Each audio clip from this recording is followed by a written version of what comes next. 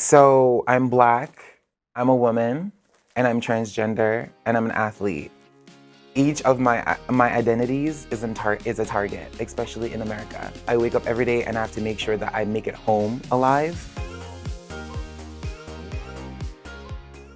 CNN is very upset that women's sports are now free of any level of natural testosterone. They want, now, don't get me wrong, there's probably some testosterone involved in women's sports, but that's, people juicing up in the locker room the good old fashioned way, like the East German swim team used to do. But CNN is very upset that a naturally born genetic biological man can no longer compete against women. And they're scrambling to try to make the case. They're really upset. There's like, okay, Trump signed the EO. This seems to be popular. 80% of Americans don't want men to compete in women's sports. So how can we make the case? Oh, I know. Let's bring in one of the men. And so they got this guy. This is an athlete who competes in track in the state of Connecticut. And, well, I'll let you judge on whether this interview advances the cause of men competing in women's sports. Is like as a transgender woman in the United States at the moment? Oh my gosh. So I'm black, I'm a woman, and I'm transgender, and I'm an athlete. Each of my identities is a target, especially in America. Right now, it's just to live life to the fullest potential, and whatever happens, happens. We are doing the work. We have to continue to do the work, and just one day at a time, take it one step at a time, and to try to just wake up tomorrow. How has life changed, or has life changed since President Trump's inauguration? I feel like a lot of the anti-trans rhetoric has become louder, more in my face.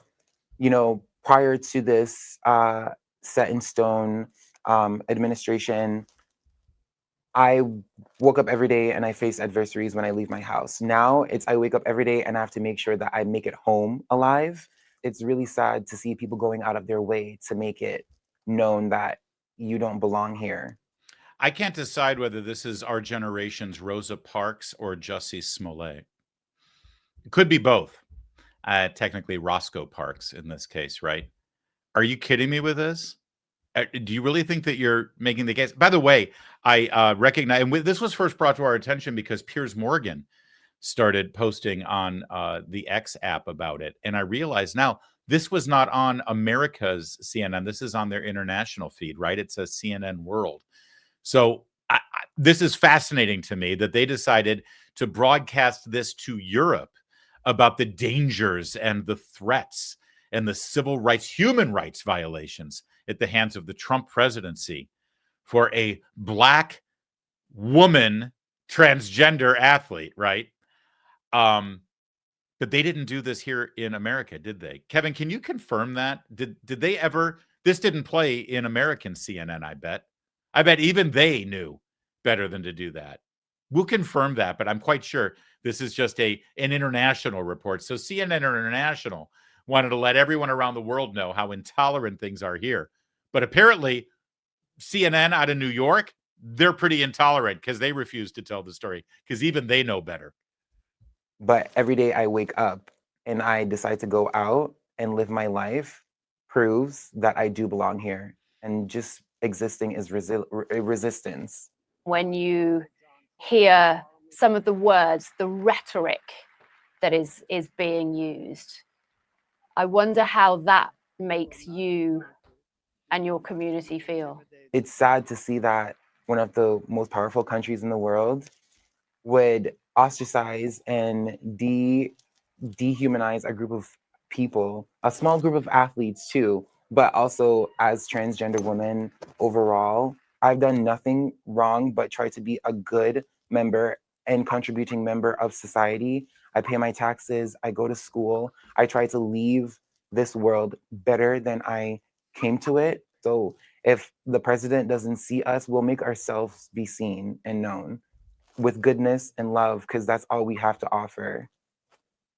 And you are somebody for whom this hits so many different aspects of your life.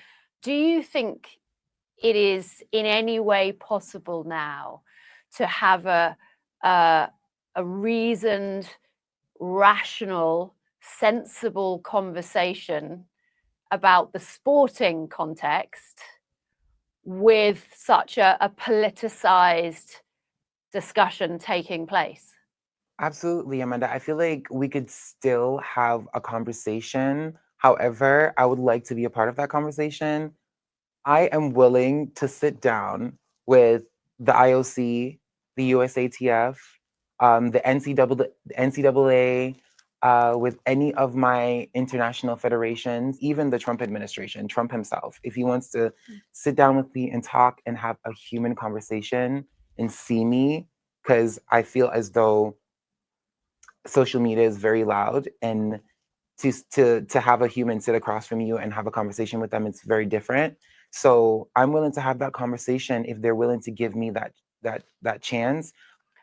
Of course, this person would love to have a conversation with Donald Trump because this person is a narcissist and a publicity whore. Yeah, this CNN host who's being oh so tolerant and expressive in her sympathy and compassion for this individual. I wonder, why doesn't she give up her job to a transgender television host? I mean, does she really feel? I guarantee you that in jolly old England, there is a dude who dresses up like a woman. I mean, this is the country that brought us Benny Hill, right? I'm sure there is a dude who dresses up like a woman who can read a teleprompter just as well as she can. So if she's really down with the cause, if she's really compassionate about this and really wants to show how much empathy she has, why doesn't she relinquish her very well-paying job to a dude in a dress who reads a teleprompter just as well as she does? It's shocking to me that she doesn't. Also, by the way, I'm guessing if a dude wants to get undressed next to her in her very expensive health spa there in London, I'm pretty sure that she would complain about it. Why is that part of this conversation not brought up? Why is this only about the sport and the competitiveness and about, oh, the violation of your human rights and the hateful rhetoric that's being used?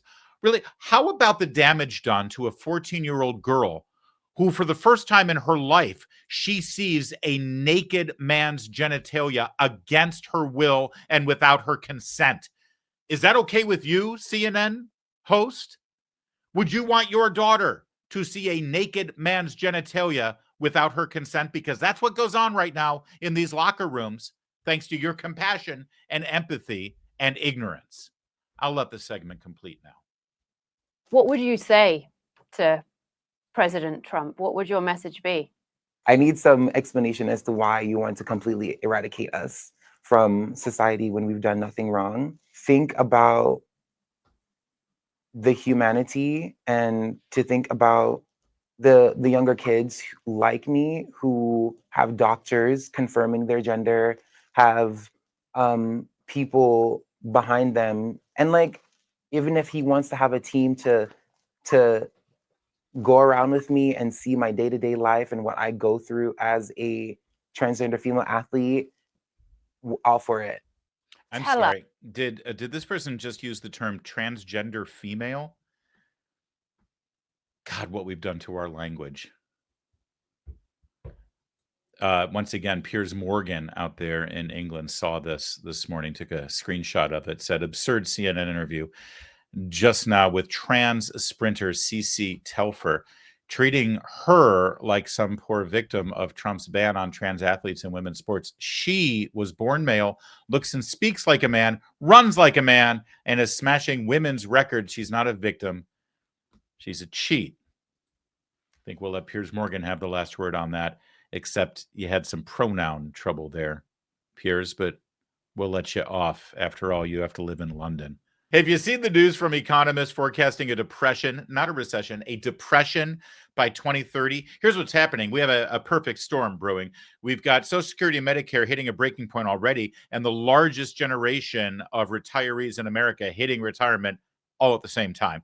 Plus, you got a smaller workforce, meaning a smaller tax base. That plus the growing national debt, the rising cost of living, you see the problem we're in right now, right?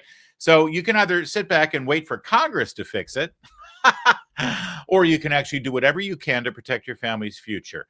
Gold can be a safe haven in hard economic times, and Birch Gold makes it easy to diversify a portion of your savings into physical gold. Birch Gold will help you transition an existing IRA or 401k into an IRA in physical gold. It doesn't cost you a penny out of pocket. Protect your future today. Text my name, Larry, Larry, to 989898. You're going to get a free info kit on gold the second you do that, okay? You text my name, you get this free info kit. What else do you get for free? You're going to get a book called The Ultimate Guide for Gold in the Trump Era, and it's got a foreword written by Donald Trump Jr. There's no obligation for any of this. We just want to give you information. So text my name, Larry, Larry, to 989898. Thank you in advance for doing that today.